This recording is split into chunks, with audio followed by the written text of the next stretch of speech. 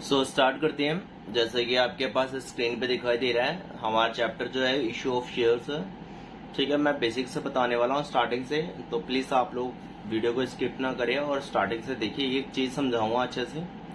आज की क्लास में सिर्फ अभी कॉन्सेप्ट्स होंगे, और जहां तक मुझे लगता है अगर आप ज्यादा व्यू आते हैं तो मैं लाइव भी कर दूंगा, कोई दिक्कत वाली बात नहीं है। और ज्यादा से ज्यादा मेरे चैनल में जितने बच्चे जुड़े हुए हैं, देख रहे हैं जो बच्चे JSIP के, वो प्लीज इसको शेयर करें ताकि मैं आगे और भी वीडियो डाल सकूं। आगे कॉन्सेप्ट और ज्यादा लंबी लंबी वीडियो डालूंगा, एक ही वीडियो में कोशिश करूंगा एक एक चैप्टर कंप्लीट हो जाए। ठीक है, हेलो स्टूडेंट्स। हम स्टार्ट करने वाले हैं आज अपने इस वीडियो के अंदर कॉर्पोरेट अकाउंट से रिलेटेड टॉपिक जो है। तो हमारा जैसे कि एक्शनल एग्जाम होने वाला बीकॉम के स्टूडेंट्स का, जितने भी GG SIPU वाले स्टूडेंट्स है, बस वो ये उनके लिए वीडियो है। तो यहाँ पर जो आपके एग्जाम होंगे एक्शनल के, बीकॉम ऑनर्स वाले या BBA वाले जो स्टूडेंट्स हैं जिनके पास कॉर्पोरेट अकाउंट है, तो कॉर्पोरेट अकाउंटिंग का first chapter issue of shares मैं ले रहा हूँ, जिसको 2 पार्ट में कवर करूंगा। पहले पार्ट में आपका थ्योरी प्लस कॉन्सेप्ट, ठीक है, और सेकंड पार्ट में आपके सारे न्यूमेरिकल्स प्लस में PYQ होंगे। साथ के साथ आप ज्यादा से ज्यादा मेरे चैनल को शेयर कीजिए। सब्सक्राइब ऑलमोस्ट 100 हो जाता है और 1000 के करीब व्यू हो जाते हैं, तो मैं सेकंड पार्ट लेकर आऊंगा। और थोड़ा सा ये है कि मैं ऐसा है, ये वीडियो जो है वो उन सभी बच्चों के लिए भी है जिन्होंने कभी इशू ऑफ शेयर्स नहीं किया है। तो बेसिक से बताऊंगा, बिल्कुल स्टार्टिंग से बताऊंगा और बहुत इजी तरीके से बताने वाला हूं। तो ये सिर्फ जो GG SIPU में जो एक्शनल एग्जाम होंगे, फाइनल एग्जाम 2026 में जो होने वाले हैं, ये उन्हीं के लिए ही है। उसी के हिसाब से वीडियो बनाई गई है, उसी के हिसाब से कॉन्सेप्ट कवर किए गए हैं, उसी के हिसाब से क्वेश्चन डाले गए हैं। ठीक है, तो जो बच्चे अभी एग्जाम को लेके बिल्कुल कंफ्यूज ना हो और एग्जाम को लेके बिल्कुल डिसअपॉइंट ना हो, अगर उनको लगता है कि कॉर्पोरेट अकाउंट जैसा सब्जेक्ट जो है वो काफी डिफिकल्ट सब्जेक्ट है और लग रहा है कि अब लास्ट टाइम में क्या करें, तो देखो लास्ट टाइम में जो मेरी ये वीडियो आ रही है, ठीक है, इन वीडियो को आप देख लीजिए, ये इनफ है आपके पासिंग के लिए। ठीक है, तो मैं ज्यादा से ज्यादा कोशिश करूंगा कि आपके कॉन्सेप्ट पे क्वेश्चंस भी हो जाए, प्लस में आपके कुछ PYQ भी हो जाए। ठीक है, मैं खुद असिस्टेंट प्रोफेसर हूँ IP कॉलेज में, कई सालों से मैंने काम किया है। ठीक है, रिसेंट में डिजाइन पे हूँ, बट मुझे पता है एग्जाम में पेपर कैसा आते हैं, कैसे किस तरीके के क्वेश्चन, किस तरीके का लेवल होता है। ठीक है, तो उस हिसाब से जो क्वेश्चन है वो मैं आपको डिजाइन करूंगा इस पे, और मेरे PDF होंगे, नोट्स होंगे जो कि डिस्क्रिप्शन में दिए गए हैं, वहां से आप लोग डाउनलोड कर सकते हो। हैंड रिटन है, तो थोड़ा सा ये नहीं है टाइपिंग वाले, हैंड रिटन है, अच्छा लगेगा पढ़ने। आप समझ के चलो, एक कंपनी होती है, और थैंक यू सो मच। और मेरे चैनल को ज्यादा से ज्यादा सबकी एक कंपनी, आपने सपोज आपने एक कंपनी ओपन की, लेट सपोज आप चाहते हो कि बिजनेस के अंदर मोर देन एक लिमिट से ज्यादा ओनर्स हो, जहां पे ओनर्स नहीं शेयर होल्डर आ जाते हैं, इन्वेस्टर चाहिए होते हैं बड़े बड़े, और कंपनी मिलकर हम लोग एक कंपनी बनाते हैं, मिलकर पैसा खाते हैं, सब प्रॉफिट अर्न करते हैं। तो यहाँ पे कंपनी का काम क्या होता है, कंपनी क्या करती है, जब कोई इन्वेस्टर कंपनी में पैसे लगाता है तो फिर उस इन्वेस्टर यानी शेयर होल्डर को कंपनी उसके बदले में डिविडेंड पे करती है। ठीक है, तो कंपनी का मतलब यही है कि कंपनी में जब एक लिमिट से ज्यादा ओनर बना दिए जाते हैं, जिन्हें शेयर होल्डर कहते हैं, ताकि उनका मेन मोटिव होता है प्रॉफिट को अर्न करना और डिस्ट्रीब्यूट करना। ठीक है, एज अ डिविडेंड फॉर्म। चलिए आगे चलते हैं। इशू ऑफ शेयर्स क्या होता है, जब भी कंपनी अगर चाहती है कि लेट सपोज एक कंपनी ये चाहती है कि उसका बिजनेस जो है वो कुछ इंटरनेशनल लेवल पे, नेशनल लेवल पे बहुत दूर दूर तक फैले, और उसके लिए उसको एक अच्छा खासा फंड चाहिए होता है। जब कंपनी को एक अच्छा खासा फंड चाहिए होता है तो कंपनी क्या करती है, उस फंड की रिक्वायरमेंट को पूरा करने के लिए कंपनी 3 सोर्सेज को अडॉप्ट करती है। 3 सोर्सेज क्या होता है, जैसे कि मान लो कंपनी क्या करेगी, कंपनी ने पहला तो सोर्स वो ये लेके चलेगी, शेयर्स इशू कर देते हैं, वो ज्यादा अच्छा है, क्योंकि स्टार्टिंग में कोई बैंक आपको लोन नहीं देगा। अगर आप किसी बैंक के पास जाते हैं और उससे कहते हैं भैया मुझे लोन दे दो, मुझे अपना बिजनेस आगे एक्सपेंड करना है, तो वो कहेगा ओ भाई पहले बिजनेस सेटअप तो कर ले सही से, ठीक है, आप अपना बिजनेस सेटअप करने के लिए अगर चाहते हो कि आपके बिजनेस में पैसा आए, फंड आए, तो बहुत सीधा सा तरीका है, आपकी कंपनी चल रही है, आप उस कंपनी का शेयर इशू कर दो। ये सबसे सेफ जोन होता है जहां पे आपको कोई फिक्स लायबिलिटी पे नहीं करनी पड़ती। यानी अगर आप कोई कंपनी ओपन करोगे तो वहां पर आपको क्या करना पड़ेगा, वहां पर आप कंपनी ओपन करते हो, खोलते हो, तो वहां पे कंपनी में शेयर इशू करते हो, तो अगर डिविडेंड हो रहा है, प्रॉफिट हो रहा है तो पे करो, अदरवाइज पे मत करो। चलो आ जाओ, आप स्क्रीन पे आते हैं। जैसे कि आपको दिखाई दे रहा होगा कि हम लोग बात करते हैं इशू ऑफ शेयर्स। तो इशू ऑफ शेयर्स में जैसे एक एग्जांपल लेते हैं, हमारे पास दो लोग हैं, राजू और राहुल। तो राजू और राहुल दो इंसान हैं, ये दोनों दो फ्रेंड हैं। दोनों के दोनों क्या चाहते हैं, दोनों के दोनों ये चाहते हैं कि चलो यार एक काम करते हैं, दोनों के दोनों राजू और राहुल क्या करते हैं, एक कंपनी में जाते हैं जिस कंपनी का नाम है टाटा कंपनी, ठीक है। अब ये जो टाटा कंपनी है, यहाँ पर जाने के बाद ये लोग क्या कहते हैं, चलो इस टाटा कंपनी का बहुत नाम सुना है, क्यों ना हम इस टाटा कंपनी के शेयर परचेज कर ले।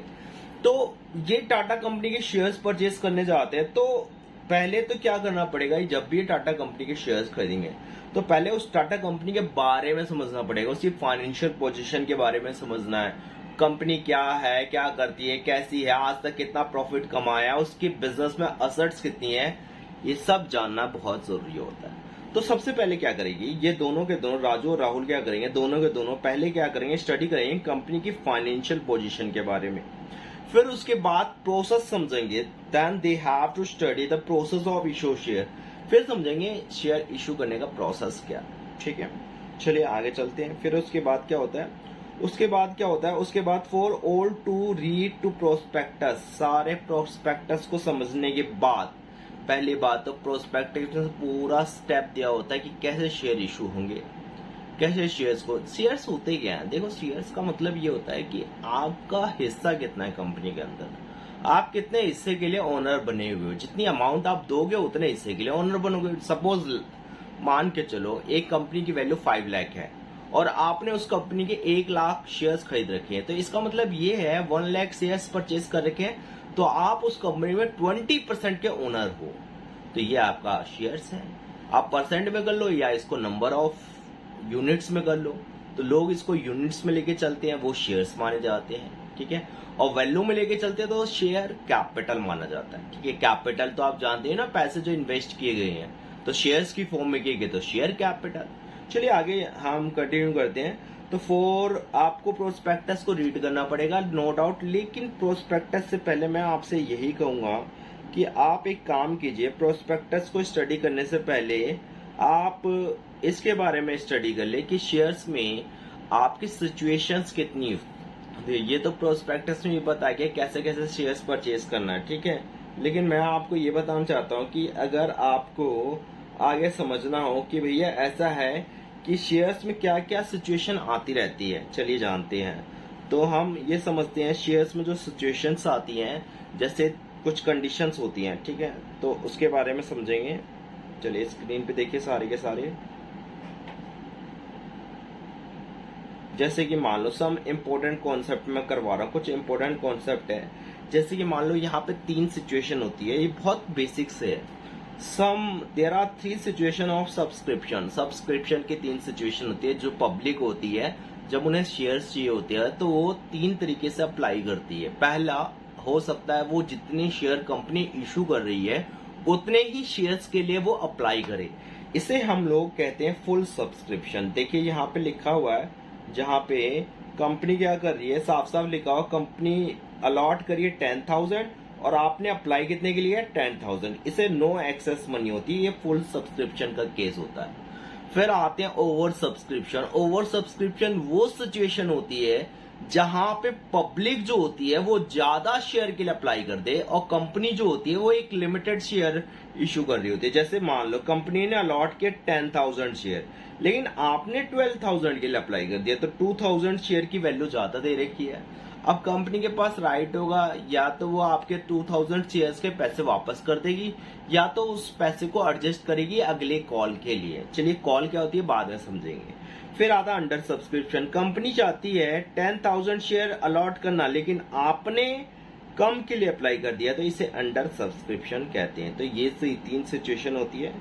इसके बाद ये सिचुएशन सम इम्पोर्टेंट कॉन्सेप्ट में ये बहुत जरूरी है कि आपको सिचुएशन पता हो। सब्सक्राइब यानी अप्लाई करने की कितनी कंडीशन होती है, 3 होती है। कभी ज्यादा के लिए लोग अप्लाई करते हैं, कभी पूरे के लिए करते हैं, कभी कम के लिए भी कर देते हैं। आगे चलते हैं, हम लोग समझते हैं इशू प्राइस के बारे में। इशू प्राइस क्या होता है? इशू प्राइस वो होता है जो शेयर्स की वैल्यू डिसाइड की जाती है, जो वैल्यू कस्टमर से, शेयर होल्डर से ली जाती है कि हाँ भाई तुझे हम शेयर्स का ओनर बना रहे, तो नंबर ऑफ शेयर्स तो इतने हैं, लेकिन उस शेयर्स की प्राइस वैल्यू जो होगी, हो सकता है 100 रुपए के शेयर्स आपको 100 रुपए में मिल जाए। अगर आपको 100 रुपए का ओनर बना रहे हैं, 100 रुपीज का ओनर बना रहे हैं, तो हो सकता है आपसे 100 रुपीज चार्ज करे। लेकिन ऐसा भी होता है 100 रुपीज का आपको ओनर बनाया जाए, लेकिन आपसे 120 आपसे चार्ज किया जाए। तो जब आपसे एक्सेस वैल्यू चार्ज किया जाता है उसे हम प्रीमियम कहते हैं। चलिए जानते हैं इश्यू ऑफ शेयर्स। तो यहाँ पे एक वैल्यू होती है फेस वैल्यू होती है, और एक आपकी होती है इश्यू वैल्यू। तो फेस वैल्यू क्या होती है? फेस वैल्यू वो वैल्यू होती है जितने के लिए आपको ओनर बनाया जाएगा बिजनेस में, दैट इज 100 रुपीज। ले लो एक एग्जाम्पल। तो एट पार पे अगर शेयर इश्यू किए गए हैं, आपसे प्राइस मांगा जा रहा है पार वैल्यू पे। पार वैल्यू का मतलब ये है कि आपसे जितने का आपको ओनर बना रहे हैं, 100 का ओनर बना रहे हैं, तो 100 रुपीज ही चार्ज करें, तो इसे कहते हैं इक्वल टू फेस वैल्यू। लेकिन अगर मैं बात करूं कि एट प्रीमियम का मतलब ये होता है कि आपसे जो पैसे लिए जा रहे हैं वो कुछ ज्यादा लिए जा रहे हैं, लेकिन ओनर आपको 100 रुपीज के लिए ही बना जाएगा। तो 110 रुपीज लिए जा रहा है एक्सेस दी फेस वैल्यू, पर आपको 100 रुपीज का बनाया जाए। तो कंपनी के देखो, कंपनी एक्ट में साफ साफ स्पेसिफाई किया गया है कि भैया ऐसा है कि कंपनी जो है वो शेयर इशू कर सकती है पार और प्रीमियम पे, डिस्काउंट पे फ्रेश इशू नहीं होते हैं, ठीक है। तो या तो जितनी वैल्यू का ओनर बना रहे हो उतने पे कर दो, या तो जितने की वैल्यू का ओनर बना रहे हो उससे ज्यादा पे करो। चलो आगे चलते हैं हम लोग। फिर उसके बाद हमारा कॉन्सेप्ट आता है collection of issue value of shares. अगर हम कलेक्शन की बात करें कि हमें पैसे कलेक्ट करने हैं, तो किस तरीके से हो सकता है? इस दुनिया में 2 तरीके के लोग होते हैं, एक जो ईएमआई पे चीजें खरीदते हैं, एक जो डायरेक्ट खरीद लेते हैं कैश पेमेंट देके। तो ऐसी शेयर्स में भी होता है। एक लोग होते हैं जो एक साथ खरीदेंगे, और एक ऐसे लोग भी होंगे जो इंस्टॉलमेंट में परचेज करना चाहेंगे। तो चलिए जानते हैं लमसम एंड इंस्टॉलमेंट। 2 केसेस होते हैं, lump sum payment and instalment payment. दोनों को 1 बाय 1 पढ़ेंगे। इंस्टॉलमेंट में मैक्सिमम 5 पेमेंट्स होती है, उससे ज्यादा नहीं होती। चलिए आगे चलते हैं हम लोग। तो यहाँ पे इंस्टॉलमेंट को क्लियर करेंगे। इंस्टॉलमेंट जो होती है वो कौन कौन किस नाम से आती है, चलिए देखते हैं। पहला इंस्टॉलमेंट जो आती है वो आती है एप्लीकेशन मनी के नाम से आएगी। दूसरी इंस्टॉलमेंट जो होगी वो अलॉटमेंट मनी के नाम से। तीसरी जो होगी फर्स्ट कॉल के नाम से। फोर्थ जो होगी सेकंड कॉल, और लास्ट की जो होगी थर्ड एंड फाइनल कॉल के नाम से। ये कुछ इंस्टॉलमेंट्स बनाई गई है जिससे आपके पैसे लिए जाएंगे, आपसे शेयर्स की पूरी वैल्यू रिकवर की जाएगी पब्लिक से, ठीक है। तो मैक्सिमम 5 होती है। अब हम लोग समझते हैं अकाउंटिंग ट्रीटमेंट के बारे में। अगर मैं आपसे ये कहूं कि अकाउंटिंग ट्रीटमेंट कैसे होगी, तो अकाउंटिंग ट्रीटमेंट के लिए आपको जर्नल एंट्री पास करनी पड़ेगी। जर्नल एंट्री में भी 2 सिचुएशन होगी, एक लमसम और एक आपकी होगी इंस्टॉलमेंट। तो पहले यहाँ पे इंस्टॉलमेंट है, लेकिन इंस्टॉलमेंट से पहले हम समझ लेते, कुछ बातों को समझ लेते जो मैंने आगे प्रोस्पेक्टस में बताया था। प्रोस्पेक्टस क्या कहता है? देखो, प्रोस्पेक्टस कहता है कि जब भी आप शेयर्स परचेज करने जाओगे, ध्यान देना, शेयर्स परचेज करने जाओगे तो आपको प्रोस्पेक्टस को रीड करना पड़ेगा। प्रोस्पेक्टस ये कहता है कि आप किसी कंपनी के शेयर्स परचेज करना चाहते हो, तो सबसे पहले आपको उस शेयर्स की वैल्यू, शेयर्स जितने शेयर्स चाहिए उसके लिए एप्लीकेशन देनी पड़ेगी।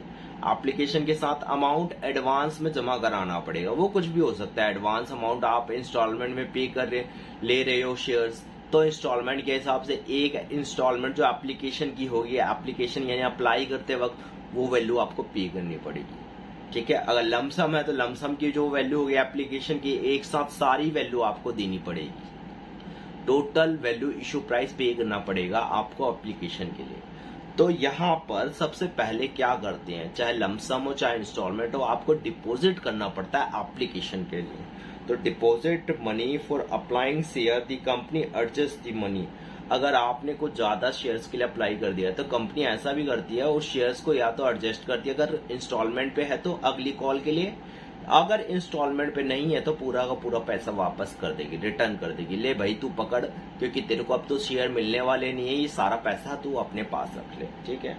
तो फर्स्ट स्टेप ये होता है कि आपने अप्लाई किया और कंपनी ने एडजस्ट किया, फिर उसके बाद कंपनी क्या करती है, अलॉट करती है। सेकेंड स्टेप ये होता है कंपनी आपको अलॉट करेगी और अलॉट करते समय एक वैल्यू ड्यू करेगी, ड्यू की एंट्री पहले होगी और फिर उसके बाद कंपनी क्या करेगी, वो अमाउंट रिसीव करेगी। ऐसे चलता रहेगा। अलॉटमेंट के बाद सारा प्रोसेस सेम चलेगा, first call, second call, third call, तीनों में सेम रहेगा, बस एप्लीकेशन में अलग होता है।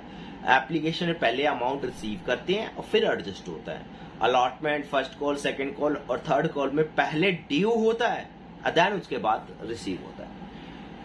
चलिए फिर आगे चलते हैं, आगे कंटिन्यू करते हैं। फिर आगे हम समझते हैं कि भैया अब एंट्रीज पे आ जाओ, सीधा एंट्रीज पे आते हैं। तो एंट्रीज पे हम जब आते हैं तो हमें क्या दिखाई देता है, अकाउंटिंग ट्रीटमेंट में इशू ऑफ शेयर्स दिया गया। तो इशू ऑफ शेयर्स में एट पार पे ले रहे हैं, फुल सब्सक्रिप्शन और ओवर और अंडर और तीनों सिचुएशन कवर करेंगे, ठीक है। तीनों सिचुएशन में एंट्री कैसे होती है वो समझेंगे, ठीक है। ध्यान से सुनिएगा। इन इंस्टॉलमेंट हो तो सबसे पहले पैसे आएंगे कंपनी के पास। व्हाट कम्स इन, डेबिट, यानी बैंक में पैसे आते हैं, बैंक अकाउंट को आप क्या कर दो, डेबिट कर दो। दूसरा किसके थ्रू आ रहे हैं, जो अप्लाई कर रहा है, तो एप्लीकेशन के थ्रू आ रहे हैं, तो share application. What says giver, giver always credit. तो गिवर कौन है, शेयर एप्लीकेशन है, तो इसको हम क्या कर देंगे, क्रेडिट कर देंगे। यहाँ पे अमाउंट जो लेने वाले अप्लाइड शेयर के साथ अप्लाइड शेयर इनटू में एप्लीकेशन मनी जो होगी वो ली जाएगी। चलिए आगे चलते हैं। फिर इसके बाद हमारा जो आता है वो आता है कि भैया ऐसा है, एप्लीकेशन मनी तो मिल गई, अब एप्लीकेशन के लिए शेयर्स कितने दिए जाने वाले हैं। तो शेयर्स जो दिए जाने वाले हैं, शेयर एप्लीकेशन को अब डेबिट करेंगे कि ये अब हमारा क्या होने वाला है, ये बंदा जो है वो बनने वाला है रिसीवर। तो रिसीवर बनेगा, तो रिसीवर को क्या करो आप लोग, डेबिट कर दो। Receiver always debit.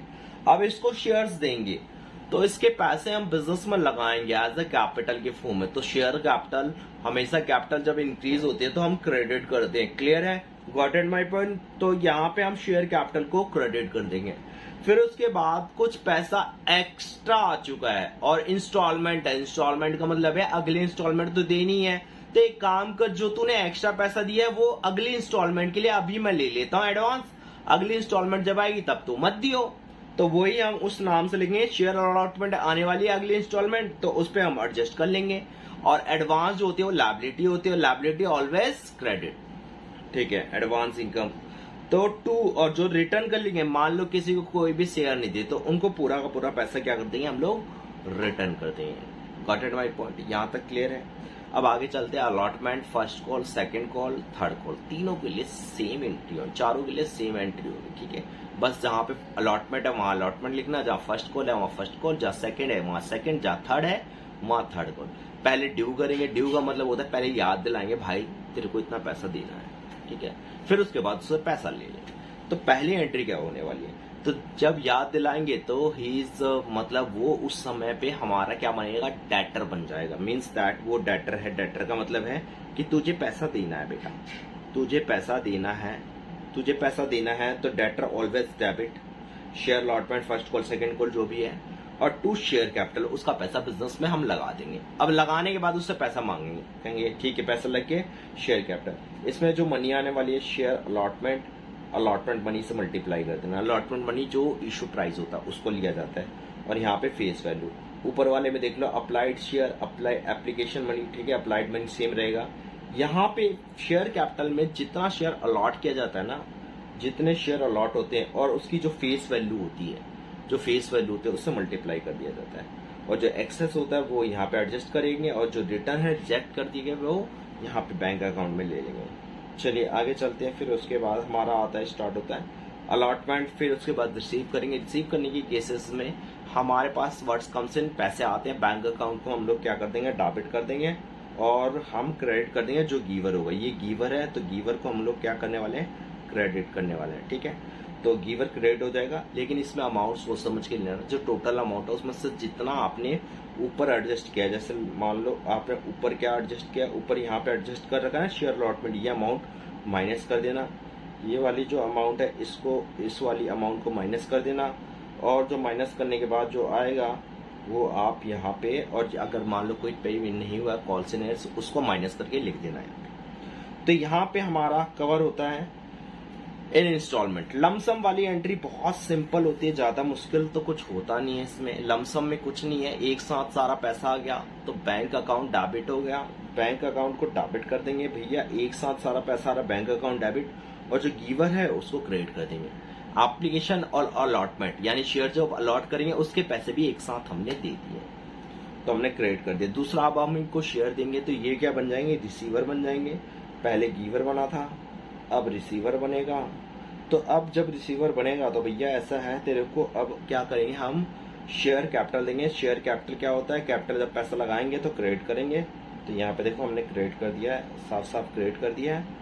और जो पैसा एक्सेस है अब वो एडजस्ट नहीं होगा, एडजस्ट तब होता है जब अगली कॉल बची होती है। यहाँ पे कोई इंस्टॉलमेंट नहीं है, तो इंस्टॉलमेंट जब नहीं होता तो पूरे के पूरे पैसे वापस करने पड़ते हैं। क्लियर है यहाँ तक? चलिए आगे चलते हैं। फिर उसके बाद आता है, इसके बाद जो आता है पार वाला केस खत्म होता है, पार वाली सिचुएशन आपकी खत्म हो गई। अब हम लोग समझने वाले हैं बेटा, पार के बाद जो हमारी सिचुएशन आती है वो है प्रीमियम, ठीक है। तो पार के बाद हमारा प्रीमियम वाला केस आता है, तो प्रीमियम वाली सिचुएशन को समझेंगे। प्रीमियम कंपनी के लिए एक प्रॉफिट होता है और प्रॉफिट ऑलवेज क्रेडिट होता है, ठीक है। तो ये याद रखना, इसको हमेशा क्रेडिट किया जाएगा, शेयर कैपिटल के साथ किया जाएगा। जहां जहां शेयर कैपिटल आएगा, एप्लीकेशन में, अलॉटमेंट में, फर्स्ट कॉल में, जहां जहां क्रेडिट हो रहा होगा शेयर कैपिटल, चाहे वो क्रेडिट हो चाहे वो डेबिट हो, प्रीमियम हमेशा उसी के साथ ही एंट्री पास की जाएगी। चाहे वो क्रेडिट हुआ तो क्रेडिट प्रीमियम भी होगा, डेबिट हुआ तो डेबिट होगा। फिलहाल तो अभी क्रेडिट होगा, अभी प्रॉफिट हो रहा है, आगे फोर फ्यूचर में समझेंगे डेबिट। चलिए एंट्री पास करते हैं। सबसे पहले लमसम की एंट्री पास करते हैं। सर बिल्कुल वही होगा, पहले पैसे रिसीव करेंगे, और जब पैसे रिसीव करेंगे, यहाँ पे मैं थोड़ा सा एग्जाम्पल में अमाउंट भी ले रहा हूँ। लमसम वाले में when application and allotment money receive, तो bank account debit to share application and allotment. मान लो 100 शेयर है और एक शेयर की वैल्यू 110 रुपए थी, ठीक है। पूरे के पूरे पैसे एक साथ ही रिसीव कर लिए, लेकिन सामने वाले को शेयर हम जो दे रहे हैं वो 100 रुपए की वैल्यू का दे रहे हैं। 100 रुपए फेस वैल्यू है तो 10 रुपए क्या हो जाएगा, प्रीमियम आ जाएगा। क्लियर है? तो ये हमारा एंट्री यहाँ पे खत्म हो जाती है। अब लमसम के बाद हम लोग स्टार्ट करते हैं इन इंस्टॉलमेंट। अगर इन इंस्टॉलमेंट की बात की जाए तो भैया इन इंस्टॉलमेंट में हम लोग क्या करने वाले हैं, चलिए देखते हैं। इन इंस्टॉलमेंट में हमारा स्टार्ट होने वाला है स्टेप बाय बिल्कुल सेम वैसे ही चलेगा, बस सिक्योरिटी प्रीमियम की एक एंट्री एक्स्ट्रा आ जाएगी, बस उसको ऐड ऑन करना है। सब कुछ वही है, बिल्कुल वही है, पार की तरह ही है सर, बिल्कुल पार की तरह है, बिल्कुल पार की तरह, कुछ भी चेंज नहीं है। देखिए इन इंस्टॉलमेंट क्या हो रहा है, इन इंस्टॉलमेंट में वही एप्लीकेशन मनी रिसीव, मान लो आपने एप्लीकेशन मनी जो है तो 110 रुपए के हिसाब से रिसीव की, ठीक है। अकॉर्डिंग हम यहीं पे एग्जाम्पल कर ले रहे हैं, क्वेश्चन करने की जरूरत नहीं पड़ेगी, एग्जाम में ये क्वेश्चन बिल्कुल नहीं आता, बस आपको समझना है। 110 रुपए वैल्यू थी एप्लीकेशन की, तो 1000 शेयर अप्लाई किए थे किसी ने, 1000 शेयर के लिए अप्लाई किया, एप्लीकेशन 1000 की आई।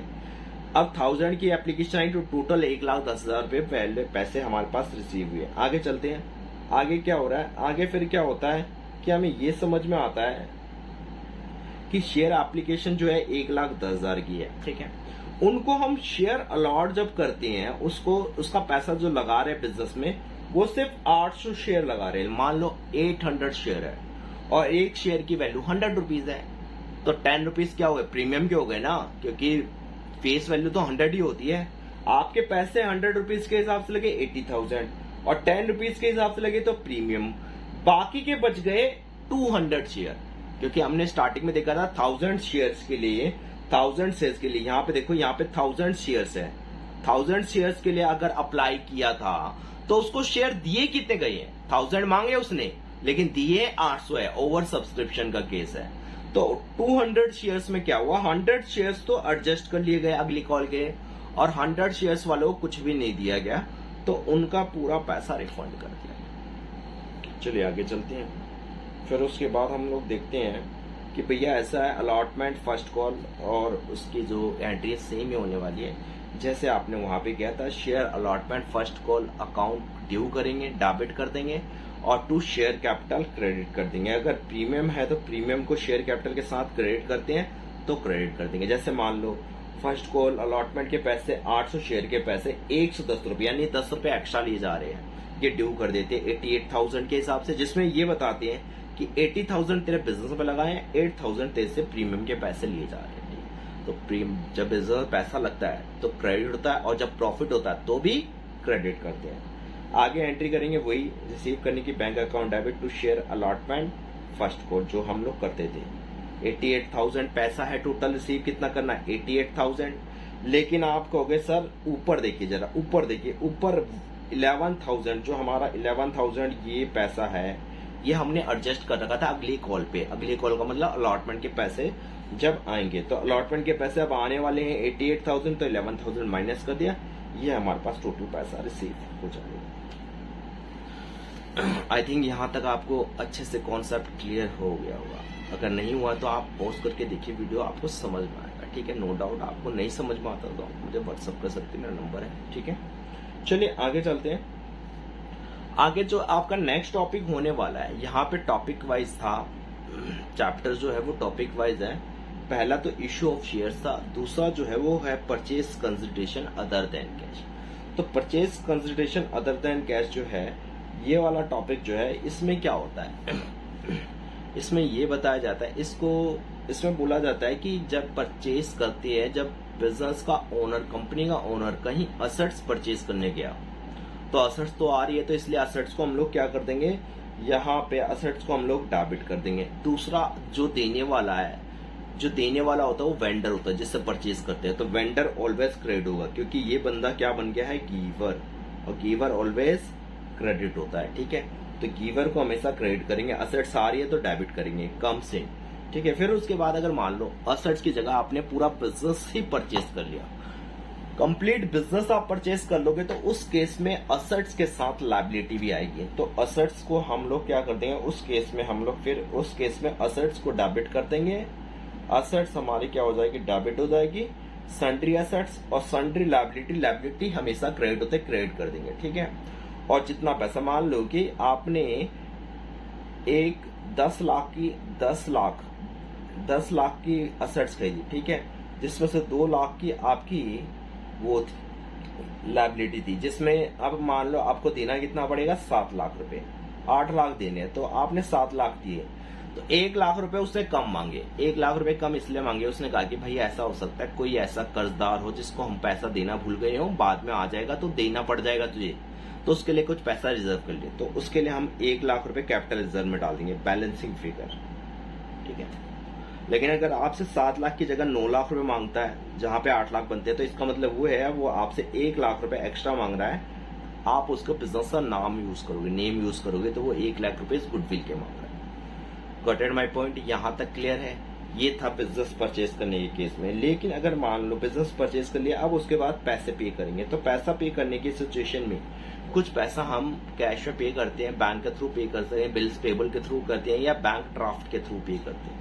तो ऐसे सिचुएशन में जब भी पे करेंगे तो वेंडर रिसीवर हो जाएगा, नो डाउट वेंडर को हम रिसीवर मानेंगे, और रिसीवर हमेशा डेबिट होता है, तो ये रिसीवर हो जाएगा। और हमारे पास से पैसा जाएगा तो कैश बैंक के थ्रू जाएगा तो बैंक, और बिल्स पे करेंगे तो बिल्स पेबल। बैंक ड्राफ्ट के केस में भी बैंक ही करेंगे।